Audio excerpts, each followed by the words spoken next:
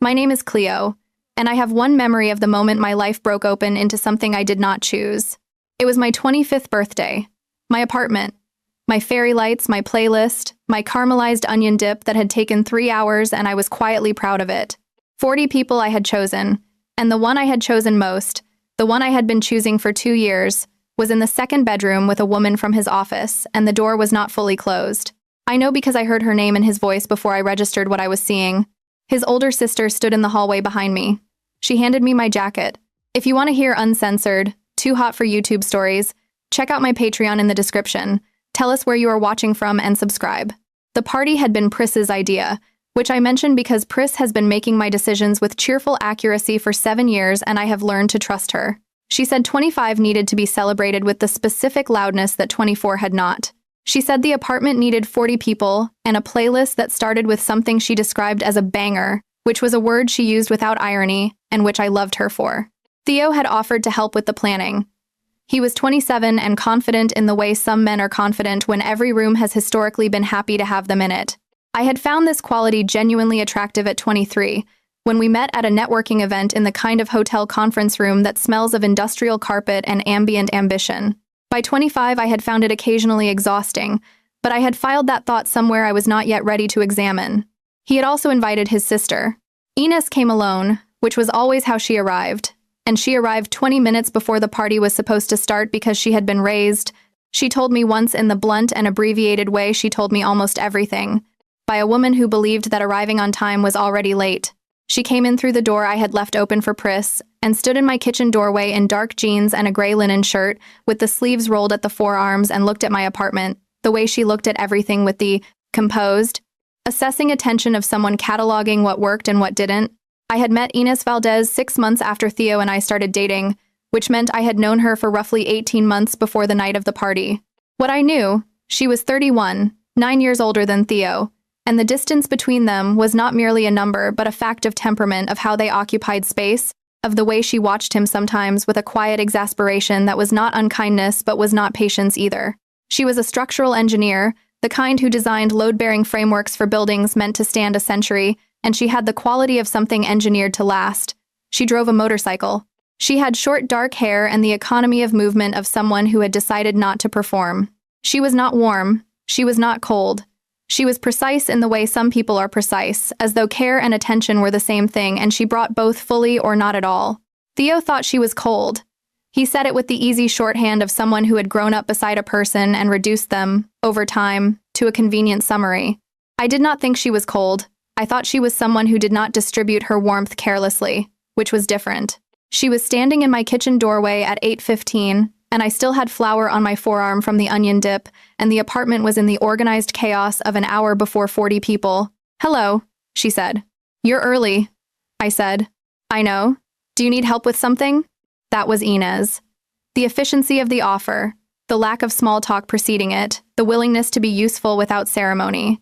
"The caramelized onions," I said, gesturing toward the stove. She rolled her sleeves up one more fold, came to the stove without asking for directions, handled the onions with the steady patience of someone who understood that certain things cannot be rushed and that fighting them only makes it worse. After a few minutes, she said, "You put the cumin in already." "How do you know?" "The smell. Let them go another 10 minutes before you add it. The recipe says 7. She looked at me. She had gray eyes, not warm gray but clear gray, the kind that reflects. "Recipes account for the average stove," she said. "You have a strong burner and them on medium. 10 minutes. I let the onions go 10 minutes. They were, as it happened, perfect. The party arrived. Pris came in a rush of apology and immediately redirected everything with the competence she brought to social situations, introducing herself to Ines with direct warmth and studying her with the sharp, quiet eyes she used when forming an opinion. Theo arrived with his colleagues and the buoyant social ease of a man who was happy in crowds. The apartment filled and the playlist went up, and someone opened the wine I had been saving, and I let it go because it was my birthday. The party was, for its first 2 hours, genuinely good. I moved through it with the comfort of someone in their own space, talking to the people I loved, and letting the evening carry me. I noticed Ines. She was at the edge of the living room with a glass of red wine, not isolated but not performing either. Pris had found her, because Pris finds everyone, and they were talking about something that seemed like a real conversation. Pris was doing her genuine laugh, and Inez was doing the thing with the corner of her mouth that I had learned over 18 months of largely involuntary attention was her version of being actually amused. At some point past 10, I drifted toward the hallway to use the ensuite. The bedroom doors were both closed, which I had not thought about until I was 2 steps from the second one, the guest room, which I used as a studio and had set up for coats and bags. The door was not fully closed. I know because I heard her name. Not her name as in a party guest. Her name in the particular intimacy of one syllable in someone's voice that exists only in very private spaces. I stopped. I stood in the hallway of my own apartment at 10:17 on my 25th birthday, with 40 people on the other side of the wall, and understood, without drama, without the theatrical crash of something catastrophic, simply and clearly what I was hearing. 2 seconds. Maybe 3? I turned around. Inez was standing at the far end of the hallway. She had come from the living room for her own reasons, at the same moment, and had registered what I was standing in front of and stopped. Her face did not change. She looked at me with those clear gray eyes. She looked at the door. She looked back at me. She said nothing. I did not cry. The absence of tears was not composure, it was shock. The particular clean shock of the moment before everything reorganizes. Inez set her wine glass on the hallway console table. She walked past me, away from the door, and turned back. She said quietly, "Come with me." "That's my apartment," I said. "I know, come with me anyway." She went to the front door and took her jacket from the rack, without looking around to see if anyone noticed. She looked back at me. I went. We were in the elevator before I understood I had walked out of my own birthday party without telling anyone. Inez pressed the lobby button. The elevator descended. She was not performing silence, she was simply in it, which was different. I stood beside her with my jacket in my hand, not yet on, and felt the party sounds fading above us. "I forgot my purse," I said. She reached into her jacket and held out her phone. "Text Pris," she said. I took the phone, I typed. "Left early. Long story. Please handle Theo for me. I'll explain tomorrow." Pris responded in 40 seconds. I saw her. "I'm so sorry. Go. I love you." I handed Ines her phone back. Her motorcycle was in the parking structure adjacent to the building. Dark matte gray, chosen for function before aesthetics. She opened the side storage compartment and removed a second helmet without explaining where it had come from or why it was there, and held it out to me. "I don't ride," I said. "I know. Hold on to me and don't lean against the turns. Let the bike find them." I looked at her. She looked at me. I put on the helmet. The city at 10:30 on a Saturday was still loud and bright, the warm, accumulated noise of a city that has not decided the night is over. Inez moved through it with the same economy she moved through everything, not fast, not reckless, reading the traffic with the kind of continuous, relaxed attention that is its own form of calm. I held onto her waist with my hands pressed flat against the gray linen of her shirt and felt the warmth of her through the fabric and the night air cold against my face and the sensation of motion after the terrible stillness of the hallway. I thought about the hallway, about the door and the name and the 3 seconds in which I had understood something I had not wanted to understand. I thought about 2 years. I thought about the fact that my body had gone cold and then gone still and then had turned, instinctively and without planning, toward her face. I held on. She took us out of the central district and toward the river, where the city opened up and the lights spread across the water in long yellow lines and the noise thinned to something manageable. She stopped at a lookout point I had driven past dozens of times and never stopped at. She killed the engine. We sat. The river did what rivers do at night, moved through everything, indifferent and reliable. The city continued behind us. After a while, she said, "You don't have to say anything." "I know," I said. "Is there somewhere you want to go? I can take you to Pris. Pris lives 40 minutes away, and she's cleaning up my party. My apartment is 15 minutes. I looked at the river, at the city, at the fact that my own apartment was a place I was not ready to go back to. "Okay," I said. Her apartment was in a converted warehouse district. The city had been slowly gentrifying for a decade, the kind of neighborhood that still had loading docks visible through new glass storefronts. Her building had a freight elevator and exposed brick and the specific solidity of something built to move weight, which seemed exactly like a place Inez Valdez would choose. The apartment was large and spare and organized with the ruthless logic of someone who had decided what they needed and removed everything else. A drafting table by the north window, double-height glass looking over the street, bookshelves that were actually used, the spines worn at different rates, the occasional folded page tucked in to hold a thought, a kitchen that was clean in the way of someone who understands a process and returns things to their place before moving to the next step. She put the kettle on without asking what I wanted. She came back 5 minutes later with 2 mugs of rooibos tea, which was not what I would have predicted from Ines Valdez, and handed me one without comment. I sat on her sofa, dark gray, good quality, not particularly soft, and held the mug and looked at the north window where the city lights were doing something that did not require me to process it. He's been working with her for 6 months, I said. The woman from the office. Her name is Cassidy. I've met her twice. Theo talks about her the way he talks about things he's been thinking about more than he admits. Ines was sitting in the chair across from me, tea in both hands, looking at me with the focused and unhurried attention of someone taking something seriously. I know you didn't know, I said. She said, I didn't know. I want you to know that clearly. I believe you, I said. We sat. The city hummed through the windows. I said, what did you think when you saw me standing there? She considered the question with the care she brought to questions that deserved it. She said, I thought you were standing inside something that was going to hurt you before you understood it was hurting you, and I thought you needed to be somewhere else before it became louder than you could manage alone. That's very specific, I said. I know what it looks like. The question of what that meant, I know what it looks like, the specific quality of the knowing sat in the room between us.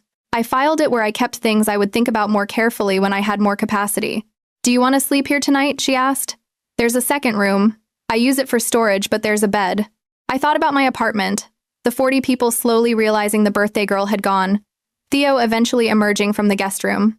The confrontation I was not ready for tonight, on my birthday, with champagne still in the refrigerator and the fairy lights still on. Yes, I said. She nodded. She went down the hallway and came back with sheets and towels folded in the economical way she did everything. We made the bed in the storage room together functional, sparse architectural drawings in rolls along one wall, a lamp, the smell of paper, and something faintly cedar. We worked in the quiet of 2 people who had run out of the necessary words and found the unnecessary ones were not required. At the door, she said, my alarm is at 6. I won't be quiet about it, but the room is far enough. I said, what are you working on?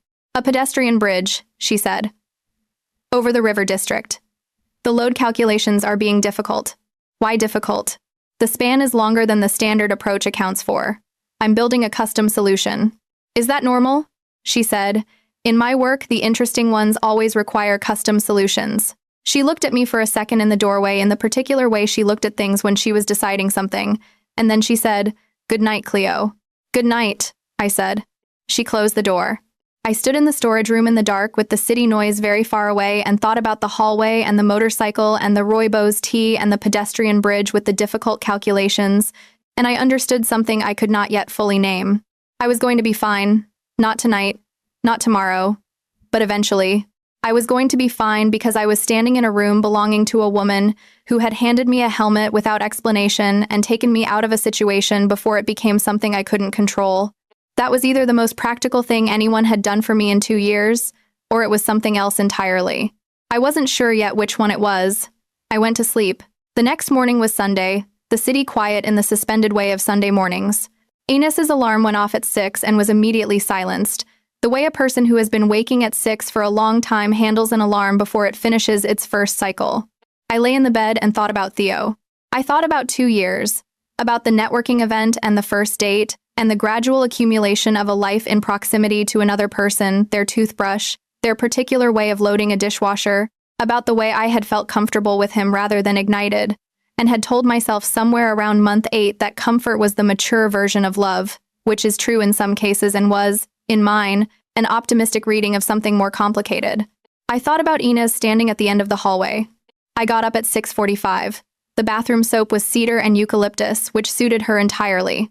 I came out to find her at the kitchen counter in dark pants and a white shirt, her short hair slightly damp, working on a large format tablet with one hand and holding coffee with the other. She looked up. She did not say good morning. She said, coffee's made, mugs are in the second cabinet. I found the cabinet. The coffee was extremely good, the kind purchased with intention. I stood at the counter and drank it in the early Sunday quiet. After a while, she said, you don't have to talk. I know. I'm deciding what to say. What are you deciding? Whether to start with Theo or with something else. What's the something else? Whether I was already unhappy before last night. A silence. The tablet stylus went still in her hand. She said, were you? I don't know yet. That's what I'm deciding. She set the stylus down and turned to face me across the counter. The early morning version of Ines was the same as every other version, composed, direct, paying attention. She did not have a softer domestic register. She was always this. She said, "That's a more important question than the obvious one." "I know," I said. She said, "Do you want breakfast or do you want to go home first?" "Breakfast. And then I need to go home and have the conversation." She made eggs with the methodical focus of someone who understood that cooking was a series of correct decisions made in the right order. Fresh herbs from a small pot on the windowsill, cheese from a block, bread toasted in a pan with butter. It was better than it had any right to be at 7 in the morning after the night I had. We ate at the kitchen counter. The city slowly acquired its Sunday sounds. I said, "Why do you drive a motorcycle in the city?" "Because in a car you lose the variables," she said. "On the motorcycle you have to account for all of them." "That sounds exhausting." "It sounds like staying present." I looked at her. This was how she communicated, not in social approximations of meaning, but in the direct statement of her actual experience, without softening. I said, "When did you know something was wrong between Theo and me?" She was quiet for a moment. 6 months ago," she said. "I noticed he started talking about you differently. Not to you. In conversation. The way people talk about things they've already decided they're tired of but haven't said yet." "You didn't say anything," I said. "It wasn't mine to say. Recognizing a pattern in someone's language isn't the same as knowing what it means. I wasn't going to bring you a suspicion." "And last night?" "Last night I had enough information." I looked at her. The morning light through the north window was doing something precise to the angles of her face. She was, I registered in a way that felt new and also obviously long overdue, a very striking woman. Not beautiful in the performed way. Striking in the way some faces are striking, the economy of the features, the complete attention in the eyes, the quality of being entirely inside whatever moment she occupied. I had known her for 18 months and was apparently only now, in her kitchen on a Sunday morning, actually seeing this. I went home at 9. The conversation with Theo was what it was. He came at noon with the particular combination of shame and preemptive self-justification that some people assemble in the hours between being caught and having to face the person. They caught them a lot of the word "but" and the phrase "you have to understand." I was very calm. The calm that exists on the other side of shock. Not peace, but its own kind of clarity. I told him I was not interested in the explanation. I asked him to get his things. I sat on the sofa and looked at the river view while he moved through the apartment. When he was done, he stood in the living room with a bag over his shoulder and said my name in the tone of a man hoping the name alone would open something. I said, "Tell Ines," I said, "thank you. For last night. She was the only person in this apartment I want anything from right now." He left. I sat in the silence with the fairy light still up, still glowing in the gray Sunday light in the optimistic way of lights that don't know the party is over. I thought about what I had said. She was the only person in this apartment I want anything from right now. I thought about how true that was, and then about how it was true in more ways than the obvious one. Pris arrived at 2, with pastries and the look she wore when she had decided to do 3 things at once: comfort, assess the damage, and hold her actual thoughts until she had enough to build on. She was small and brown-skinned and wore her hair in a magnificent cloud that existed in ongoing rebellion against the expectation of her corporate law job. She had been my best friend since 18, and she told the truth in the order most useful to the person receiving it. She hugged me for a long time. She sat down. She said, "Talk." I told her the hallway and the motorcycle and the storage room and the eggs. I told her about the rooibos tea and the pedestrian bridge and the way Ines had said, "I know what it looks like," without explaining the knowing. I told her about the 6 months and the talking about you differently. I told her about the morning light and the angles of Ines's face. Pris ate a pastry with the attentiveness of someone processing multiple streams. She said, "You spent the night at his sister's apartment." "In the storage room." "Yes." "You had breakfast with her." "She made eggs." Pris said, "Cleo, I'm going to need you to hear what you're telling me." I looked at her. She said, "You walked out of your own birthday party, and instead of going anywhere else, anywhere at all, you went with the woman who handed you your jacket. And then you described her apartment and her coffee and the eggs with the particular quality of someone who has been paying very close attention." "She was kind," I said. "Ines Valdez is not a kind person." "That's not fair." She said, "I talked to her for 40 minutes last night. She is not unkind. But what she is not kind in the way you mean it. She did not take you home out of kindness. She took you home because she could not let you stay in that hallway." "That's a different reading." "Yes. Tell me it's wrong." I thought about the second helmet in the side compartment. The way it had been there waiting on a motorcycle ridden by a woman who came to parties alone. Something packed for a night she had not predicted. I'm not ready to think about that yet, I said. I know, Pris said. I'm just marking what I see. She helped me take down the fairy lights. We talked about Theo with the honest accounting that best friends do in the aftermath of things, locating the real fault lines underneath the obvious one. Were you happy? She asked. I was comfortable, I said. Same thing I thought. She left at 4. I sat in the quiet apartment and thought about comfort versus the other thing, whatever the other thing was, and did not let myself think about Inés Valdez for the rest of the evening because I was not ready. Not being ready did not mean it was not already happening. I texted Inés on Tuesday. Thank you, I said, for Saturday night and Sunday morning both. She replied after approximately 40 minutes, which I was not tracking. You're welcome. How are you? Processing. Okay, work helps. It usually does. How is the pedestrian bridge? Demanding. But correct solutions usually are. Is that a metaphor? No, but it can be if it's useful. I stared at my phone for a while. Then I said, can I buy you dinner sometime? As a thank you. The reply took longer. She said, you don't owe me dinner. I know. I want to anyway. Thursday, 8. I'll send you an address. I put my phone down. I picked it up again. I said, wear something you'd wear if you weren't doing me a favor. I stared at that for 4 seconds. I sent it anyway. Her reply was a single word, interesting. I put the phone down and did not pick it up for 2 hours. Thursday was a restaurant in the warehouse district with no visible sign, the kind of place that required knowing where to look, which seemed appropriately Inés. She was already there when I arrived. Dark jeans and a deep teal blouse, silk or something close to it the color, the same quiet quality as everything she wore. She set her phone face down when she saw me. You're not late, she said. I'm exactly on time. The corner of her mouth moved. We ordered. The food had been thought about rather than assembled. She drank a single glass of wine. I had too and was aware of having to in the way you are aware of things when a situation already has enough charge in it and you are choosing not to add more. We talked about her work. She had made a breakthrough on the bridge that afternoon, a reorientation of the cable anchor points that distributed the span stress differently. She explained it with the focused pleasure of someone talking about a problem they love, and I listened with actual interest. I said, what made you want structures rather than buildings? Buildings are what people see, she said. Structures are what holds everything up. I found that more honest. That's a very Inés Valdez answer. She looked at me. Then, you've been thinking about how I am. I've been thinking about what you said on Sunday, about knowing things. She went still. You said you know what it looks like, I said, when someone is standing in front of something that's going to hurt them. Yes, she said. That's a specific kind of knowing. She held her wine glass. The restaurant was warm and candlelit, and the noise around us gave the conversation privacy without requiring us to raise our voices.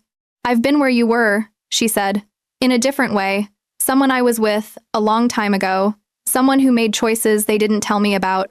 I'm sorry, I said. Don't be. It was clarifying. How? About what I actually wanted. What I had chosen was not it. I sat with that. Are you clarified yet? She asked. About Theo? Yes. About other things? Not yet. She looked at me in the candlelight. The silk of her blouse, the color of deep water. Take your time, she said. I've been told I'm very good at taking time. Is that a criticism? Of myself? Probably, she said. That seems unfair to you. Most of my self-criticisms are… She looked at me for 1 second in the way someone looks at something they are deciding about. Not the assessing look, not the professional focus. Something before all of that. Something that lived in the moment before a person decides to apply the distance. Then she picked up her wine.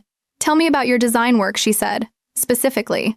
And the conversation redirected itself, the way conversations do when someone with her particular skill decides to redirect them, and I let it redirect because I was not ready and the evening was long and there would be time. But I had seen the look, and I was going to think about the look. We started having dinners. Not on a schedule, the schedule would have been too easy to analyze, and I think we both understood this. She would text me about something, a structural problem she had solved, a building she had seen, once a question about whether warm neutrals read differently at scale than in sample chips, which was such a precise question that I stared at my phone for a full minute before answering, and eventually one of us would suggest food. It was always dinner, not lunch, not coffee. Dinner. I noticed this. I did not remark on it.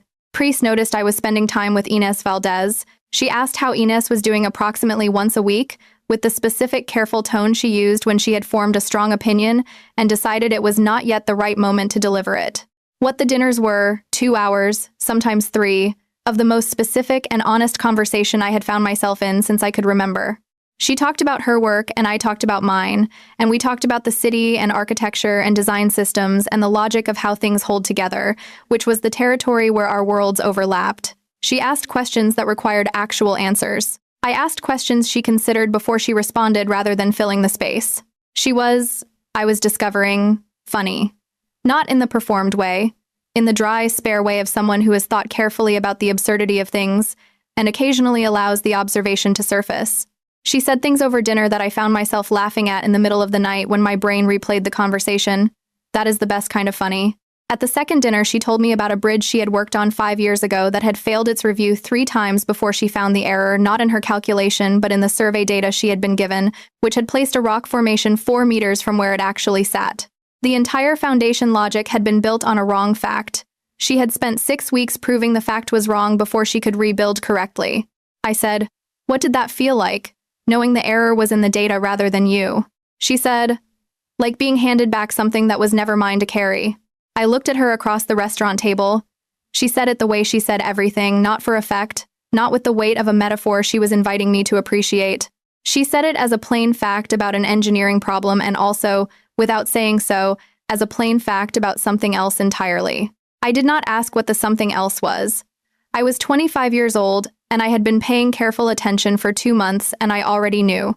At the third dinner, she asked me about my design work, the way no one outside my field had ever asked me about it, not the polite surface question, but the architecture underneath, the decisions within decisions, the reason a type choice at the beginning of a project determines what is possible at the end. She wanted to understand the logic of it, the load-bearing structure of graphic design, which I had never heard described in those terms by anyone who hadn't lived it. I talked for 30 minutes about something I love. She listened the entire time. She said, "The thing you do with white space. You're describing restraint as information." I said, "Yes, exactly that." She said, "I understand that." I believed her. I believe, looking back, that she understood it in more ways than one. She never touched me. I noticed this with the particular frequency of someone attending to the negative space of a thing alongside the thing itself. She was not avoiding contact, she was simply precise about the space she occupied and the space she left. I thought about this more than I thought was wise. The fourth dinner was at her apartment. She had a deadline the next morning and texted to say she couldn't leave the district but had food if I wanted to come to her. I said yes before I finished reading the sentence. The apartment was different at night. The north window doubled the city lights, and she had lamps on rather than the overhead, which made the space feel warmer. She was at the drafting table when I arrived, sleeves rolled, a pencil behind her ear in the way that only appeared when she was very deep in something. She let me in and returned to the table while I sat on the sofa and worked through my own emails. The comfortable, parallel silence of 2 people who do not need a space to be constantly filled. After an hour, she came to the kitchen and made dinner pasta with components assembled with focused efficiency, a glass of wine each. We ate at the kitchen counter because the table was covered in drawings. She showed me the bridge, spread across the table blueprints, load calculations, elevation drawings, the cable anchor point revision she had been working through for 3 weeks. She walked me through the problem she had solved with the attention she brought to anything she was genuinely proud of, which was not frequent and therefore more legible when it appeared. She found the language for what I needed to understand. She was close beside me, looking at the drawings, her forearm on the table an inch from mine. She said, "The key was accepting that the standard approach was wrong for this span. Once I let go of the conventional solution, the custom one was actually simpler." "Is that a metaphor now?" I said. She looked at me. We were very close, looking at the same drawing, the city outside the north window behind her. In the lamplight, the angles of her face were the same precise thing I had been thinking about since the Sunday morning, and I was not managing the thinking as well as I had been. "Maybe," she said. "Ines," I said. "Yes." "What are we doing?" A long pause. The city, the lamps, the bridge blueprints between us. She said, "I don't know exactly, but I'm not doing it accidentally. You are 3 months out of a 2-year relationship," she said, "and I am the one who handed you your jacket on the worst night of that relationship. And both of those things require me to be very careful about what I do next." "I'm aware of the 3 months," I said. "Good. I'm also aware that I spent 2 years comfortable and I am currently the least comfortable I have been in years and that the difference feels significant." She looked at me for a long beat. That's significant information, she said. I know. I need you to give me time to think about what to do with it. How much time? A reasonable amount. That's not a number. No, she said. It's not. We looked at each other in the lamplight over the bridge blueprints, and I thought about standard approaches and custom solutions, and the moment when letting go of the conventional answer makes the real one suddenly simpler than anything that came before it. She stepped back, 1 inch. Maybe 2. I'll walk you out, she said. I'm fine. I know. I'd like to anyway. She walked me to the door. She stood in the doorway while I waited for the elevator, arms crossed in the comfortable way rather than the closed way. When the elevator came, she said, "Thank you for dinner. You made dinner. You brought the conversation. That should be a trait I always get the better of." "It is," she said. The elevator doors closed. I stood in it and thought about the inch she had stepped back and the deliberate nature of that inch. I thought about the second helmet, about something she had packed for a party she had not known would become the night it became, about the kind of attention that makes you ready for things you could not have predicted. She had not known what was going to happen, but she had been paying the kind of attention that makes you ready for things you couldn't have predicted. That was, I thought, standing in a freight elevator at 11:30 on a Thursday, the most important thing about Inés Valdez. She paid attention. She had been paying it for longer than I knew, and she had stepped back because she was being careful, not because she didn't want to. I thought about it for the rest of the week. In the focused, returning way, I thought about design problems not continuously but in intervals, from a new angle each time. I thought about comfortable versus this. The city at night from the back of a motorcycle. The eggs on a Sunday morning. The bridge blueprints. The inch she had stepped back with the precision of someone who knows exactly what she is doing. Pris called me on Friday evening. "How are you?" "Thinking. About Inés Valdez." I didn't say that. "You didn't have to. I've known you for 7 years." I was quiet. "Cleo," she said, "tell me what you know." I said, "I know that I was in a relationship for 2 years and I never once felt what I have felt in the last 3 weeks of having dinner with a woman I technically barely know. I know that comfortable and good are not the same thing, and I think I spent 2 years making that mistake. And I know that Inés is being careful in a way that is specifically about protecting me, and I don't know what to do with being protected by someone who also makes my chest do the thing it's currently doing." Pris was very quiet. "The chest thing," she said. "Yes." "Since when?" "Since the kitchen. 2 months ago when she was making the onion dip." Pris said, "Cleo, you were at her apartment helping make food for your boyfriend's party 2 months before he cheated on you at that party, and you are only now telling me this?" I wasn't ready to tell anyone, including myself. "Are you ready now?" "I think so. Or I'm going to be." "What are you going to do?" "I'm going to let her have her reasonable amount of time," I said. "And then I'm going to tell her that the 3 months and the jacket and all the things she is being careful about are real, and I know they're real, and I also know what I want, and I want her to know that I know." Pris said, "That's a sentence she will understand." "I know. I told you she didn't take you home out of kindness." "Yes, you told me." "I am very good at this," she said. "You are the best at this. Don't let it go to your head." Too late.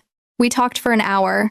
By the time she hung up, I felt lighter, not resolved, but lighter in the way things are lighter when you stop fighting what they are. She texted me the following Wednesday. "The bridge passed the structural review. Congratulations. Tell me about it." "Over dinner." "Saturday?" "Yes." "Then, Inés, I've given you some of your reasonable amount of time. I want you to know I'm not in a hurry, but I'm also not confused anymore about what I want. So, whenever you're ready, I'm ready to have the conversation." I pressed send. 30 seconds. A minute. She said, "Saturday, 7 o'clock. Bring the part where you know what you want." Done. I put my phone down and looked at the design project I was supposed to be finishing and did not look at it for 15 minutes.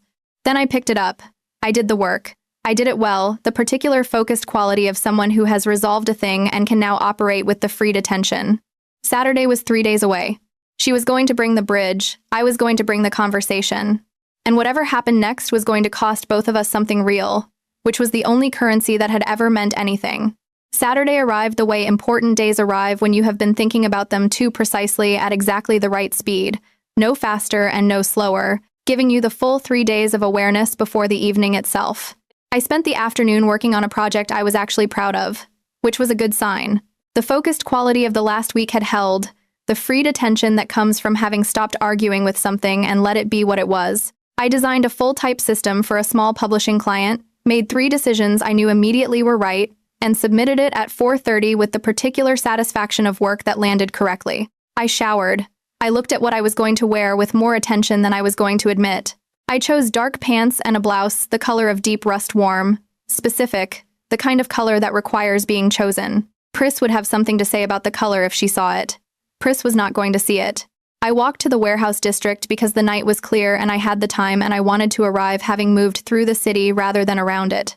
Her building's freight elevator opened on her floor at 5 minutes to 7. She opened the door before I knocked, which meant she had heard the elevator, which meant she had been listening for it. She was in dark pants and a silk shirt the color of old ivory, and her hair was the same and her face was the same, and she stepped back to let me in with the same unhurried economy of movement she brought to everything. But she had heard the elevator. The apartment was the same drafting table, north window, the city outside going blue in the early evening. The bridge blueprints were no longer on the table. In their place was a small stack of bound documents that turned out, when I sat close enough to see, to be the approved structural review report with her annotations in the margins. The work she had been carrying all month, finished and accounted for. She had cleared the table. She poured wine. She had made something simple and good that was already warm on the stove, the smell of it reaching the living room, something with herbs and olive oil, the kind of cooking that does not announce itself but is immediately quietly right. She brought 2 glasses and stood at the counter and looked at me where I sat on her sofa. She said, "The bridge report was approved without revision." I said, "Tell me about it." She sat in the chair across from me. She told me about the review panel's response, the particular way engineers speak to each other about the integrity of a structure they are going to trust with human movement, human weight, the daily accumulated crossing of thousands of bodies over water. She was precise about the parts she was proud of and even more precise about the parts she was not, the sections that had passed, but that she would do differently if she started again. I listened. I had been listening to her talk about her work for 2 months, and I had never once found it anything other than completely compelling, which was itself a piece of information I had stopped trying to rationalize.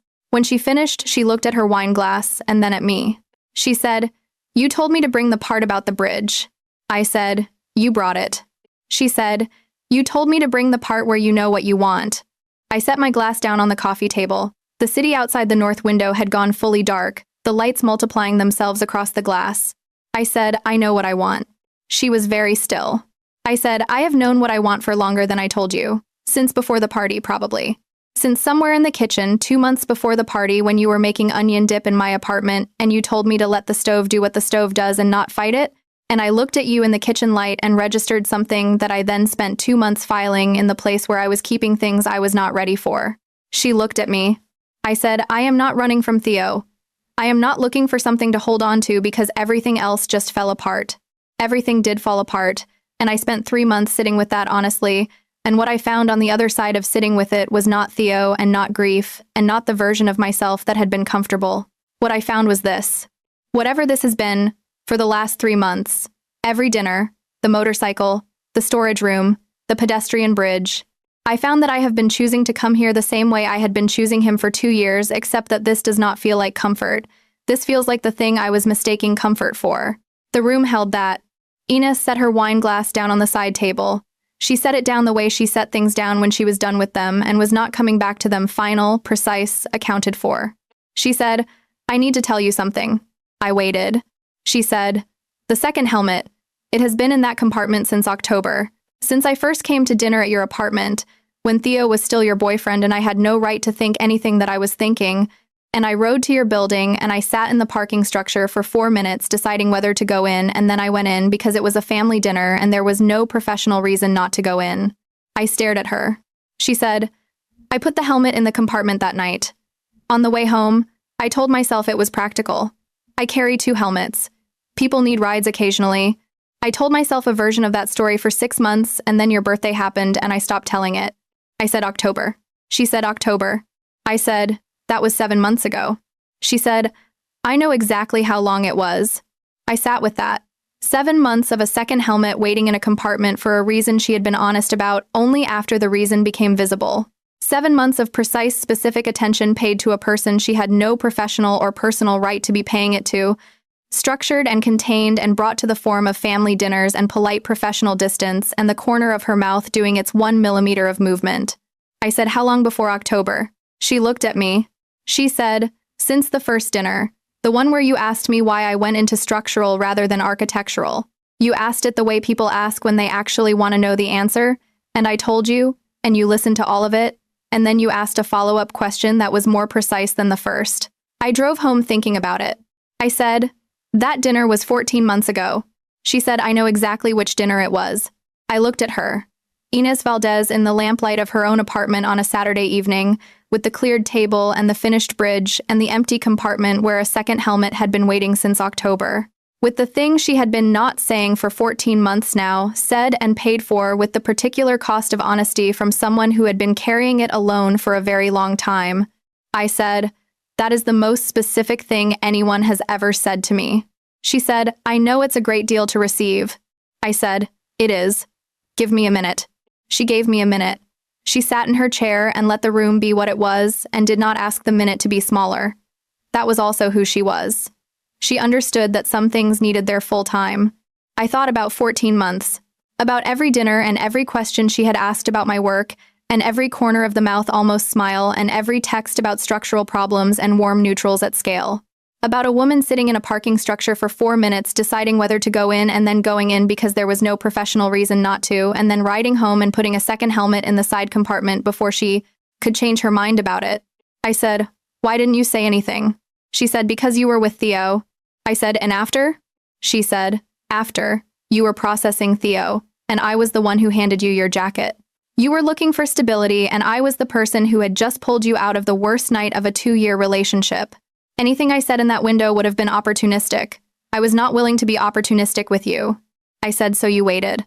She said, I gave you time to know the difference between running towards something and running away from something else.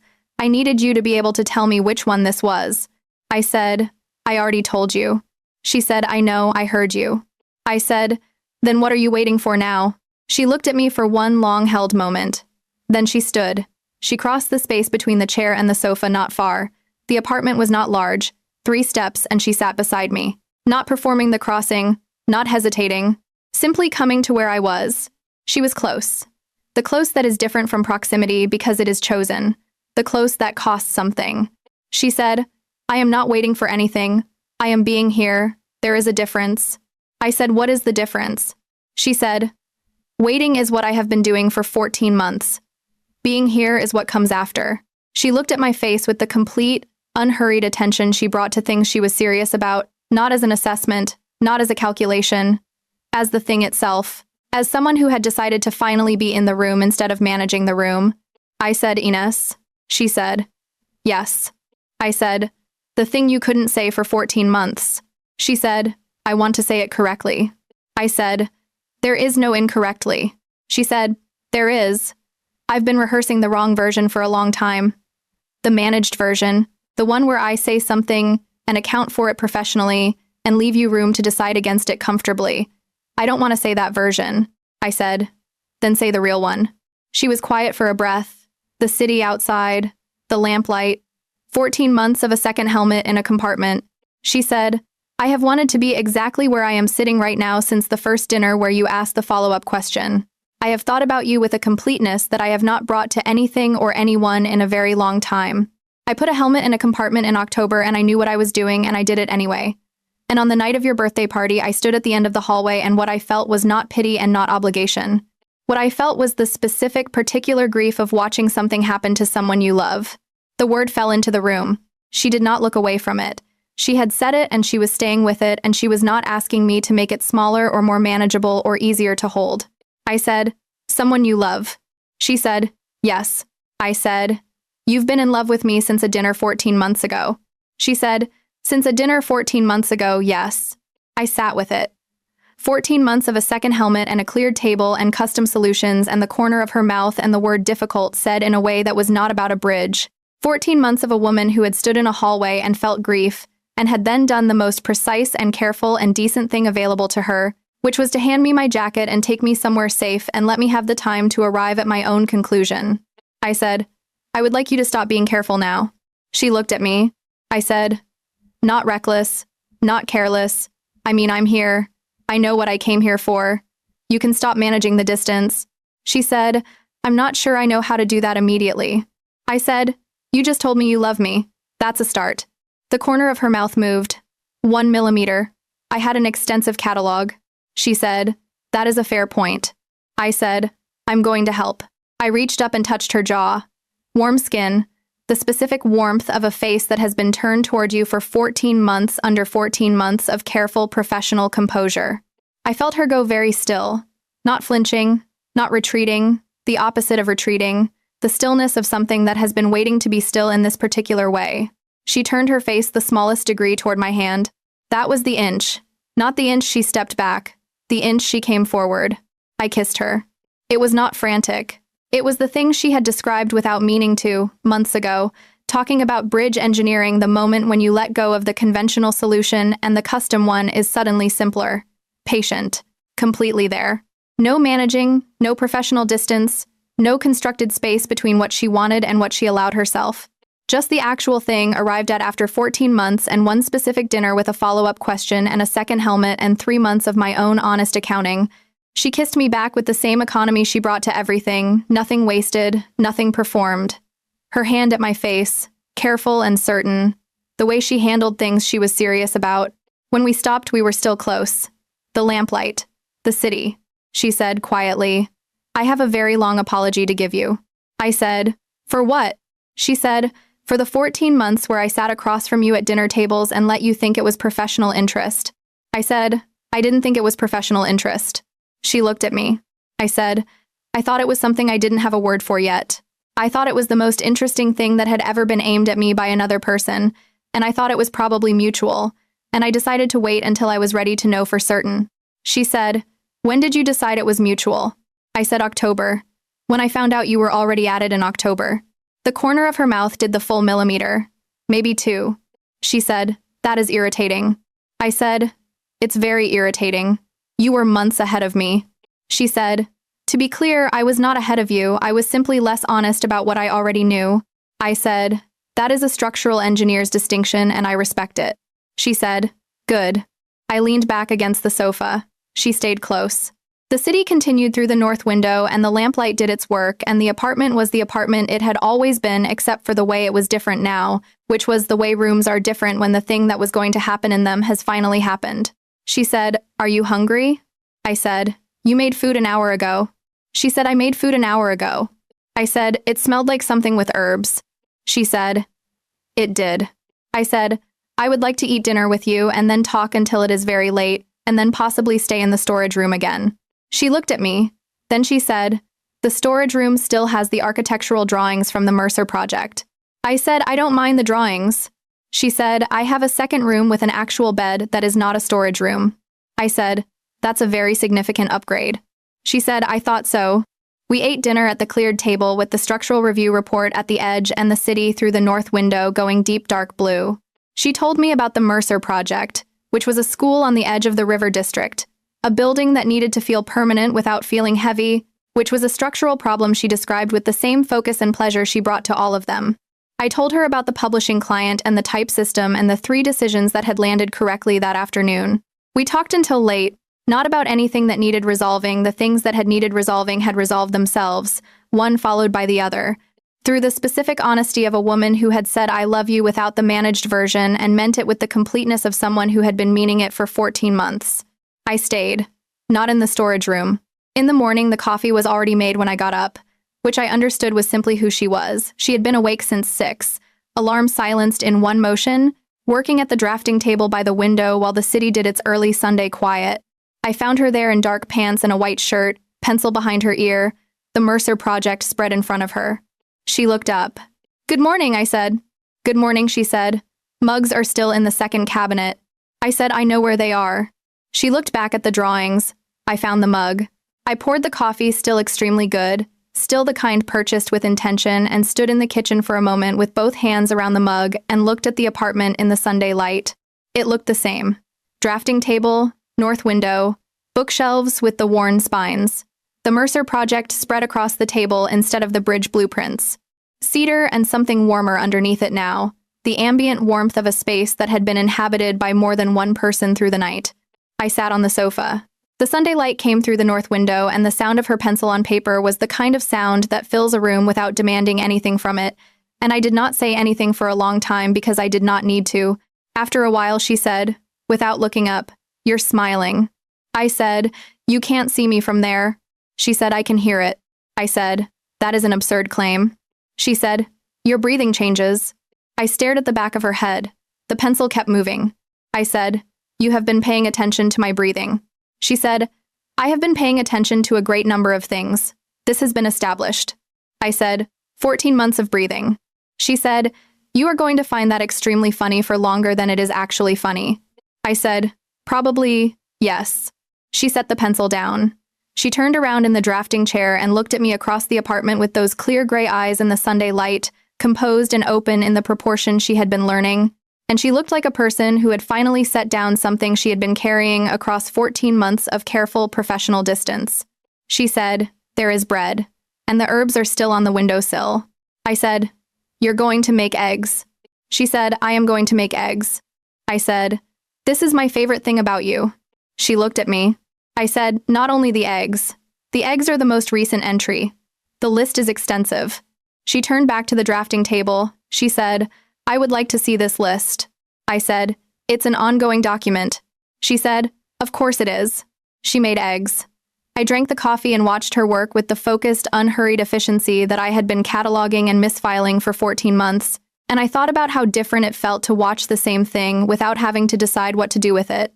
The cataloging did not stop. I did not expect it would. I was simply no longer filing it in the wrong place. I drank my coffee.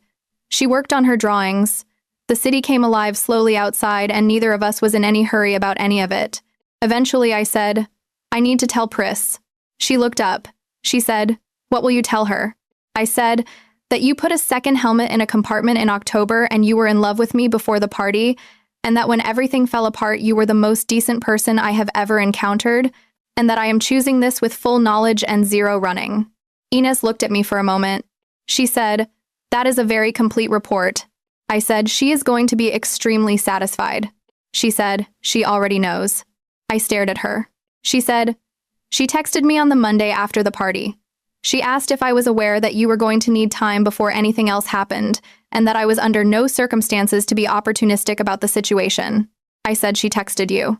She said, "She introduced herself at the party and spent 40 minutes establishing what my intentions were before anything happened.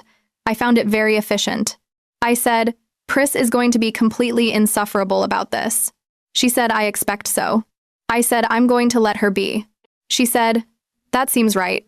She went back to the drawings. I finished my coffee. I sat in the Sunday quiet of her apartment and thought about Pris texting her on a Monday morning with the particular organized protectiveness of a woman who had seen something coming before it arrived and decided to be useful about it.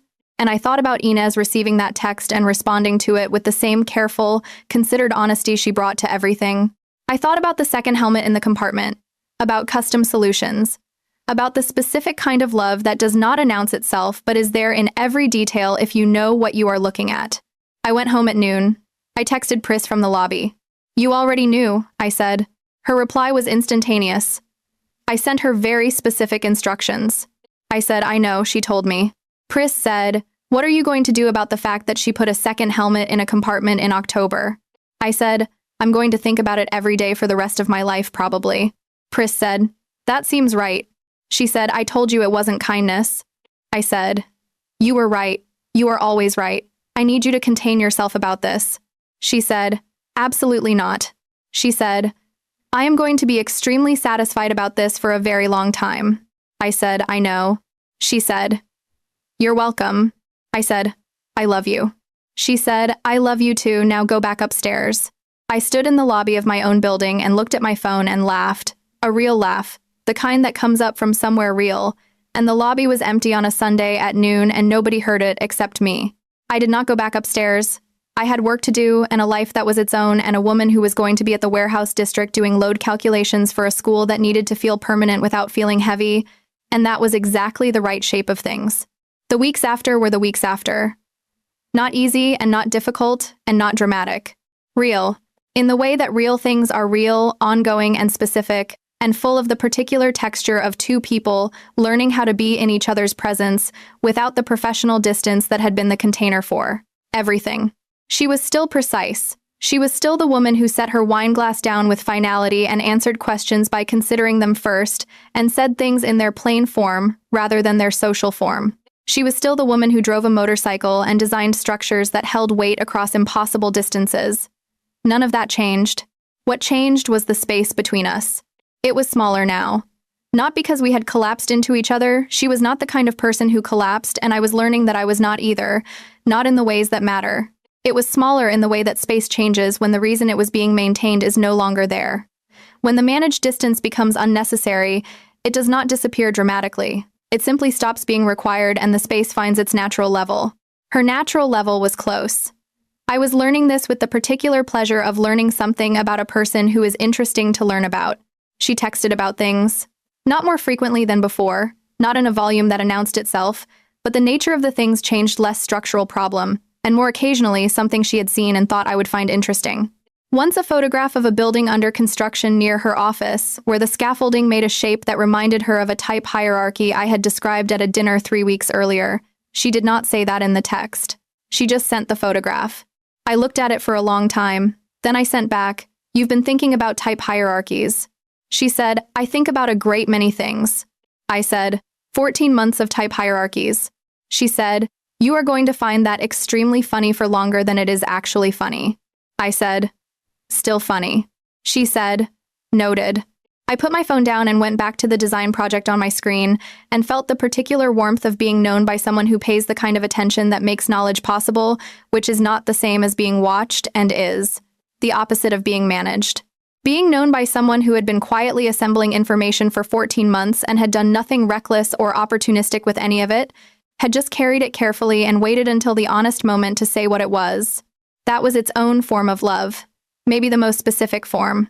On a Wednesday, 3 weeks later, she came to a gallery opening for a friend of mine, a photographer whose work I had been following for 2 years and whose first major show had finally come through.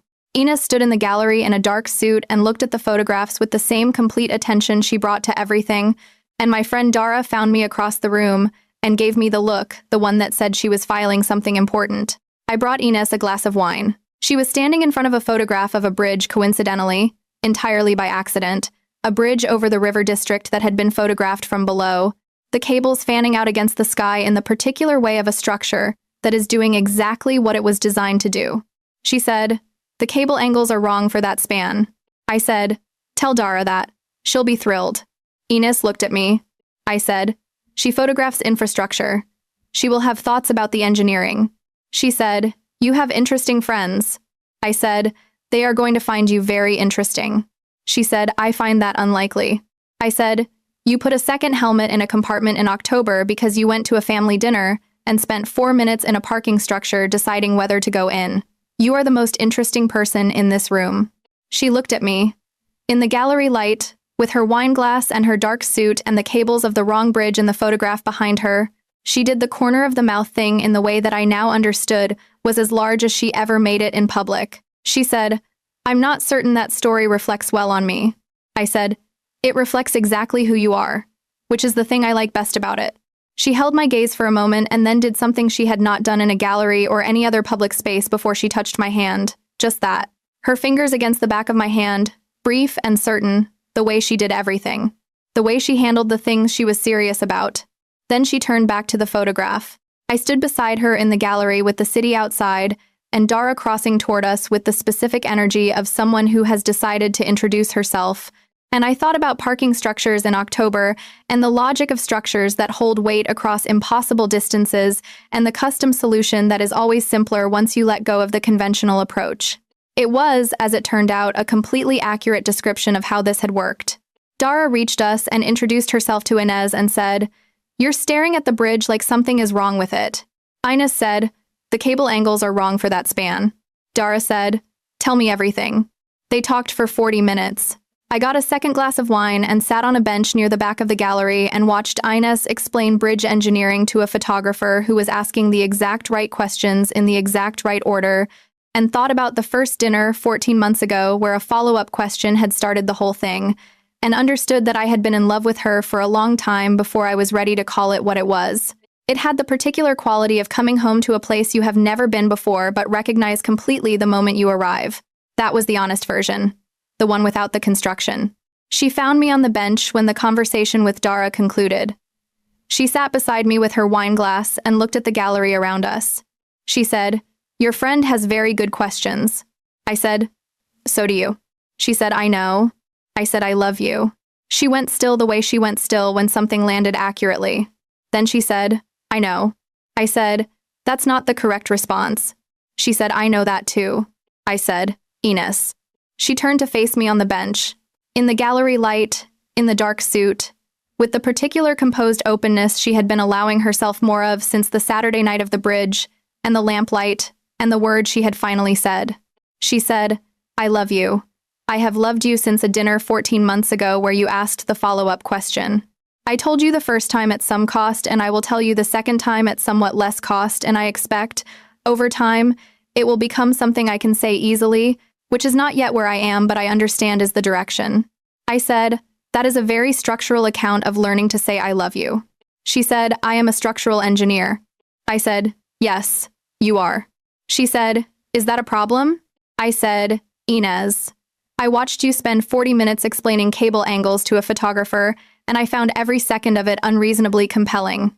No, it is not a problem." The corner of her mouth moved past the millimeter, possibly to 1.5 millimeters, which was, in the catalog I had been keeping, a record. She said, "Good." I said, "Good." We sat on the bench in the gallery with the city outside and the cables of the wrong bridge in the photograph across the room, two women who had arrived at the same place by separate and winding routes, and neither of us said anything else for a while because neither of us needed to. The thing had been said. It had been said at the dinner table and in the gallery, and 14 months before either of those in the parking structure of a warehouse district building by a woman who had put a second helmet in a compartment and then ridden home, not said a word. It did not need to be said again tonight. It would be said again.